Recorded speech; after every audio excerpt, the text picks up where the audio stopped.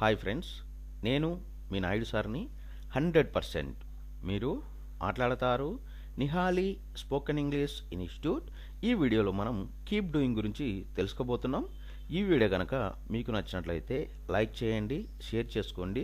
Share చేసుకోవడం వలన ఎంతోమంది ఇంగ్లీష్ రాని వారికి నిహాలి స్పోకెన్ ఇంగ్లీష్ని పరిచయం చేసిన వారు అవుతారు. మీరు కనుక మన నిహాలి స్పోకెన్ ఇంగ్లీష్ని మొదటిసారి చూస్తూ ఉన్నట్లయితే తప్పకుండా సబ్స్క్రైబ్ చేసుకోండి. కీప్ డూయింగ్ అంటే చేస్తూనే ఉండు అని అర్థం.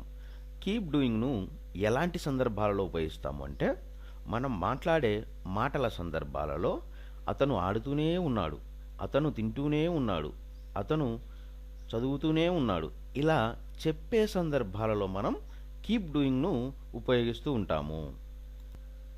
ఎగ్జాంపుల్ తీసుకున్నట్లయితే, ఐ కీప్ టాకింగ్, నేను మాట్లాడుతూనే ఉన్నాను.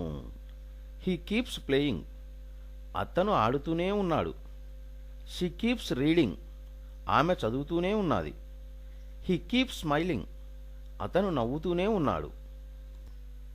కీప్ డూయింగ్ అంటే చేస్తూనే ఉండు అని అర్థం. కీప్ డూయింగ్ను ఎలాంటి సందర్భాలలో ఉపయోగిస్తాము అంటే, మనం మాట్లాడే మాటల సందర్భాలలో అతను ఆడుతూనే ఉన్నాడు, అతను తింటూనే ఉన్నాడు, అతను చదువుతూనే ఉన్నాడు, ఇలా చెప్పే సందర్భాలలో మనం కీప్ డూయింగ్ను ఉపయోగిస్తూ ఉంటాము. ఎగ్జాంపుల్ తీసుకున్నట్లయితే, ఐ కీప్ టాకింగ్, నేను మాట్లాడుతూనే ఉన్నాను. హీ కీప్స్ ప్లేయింగ్, అతను ఆడుతూనే ఉన్నాడు. షీ కీప్స్ రీడింగ్, ఆమె చదువుతూనే ఉన్నది.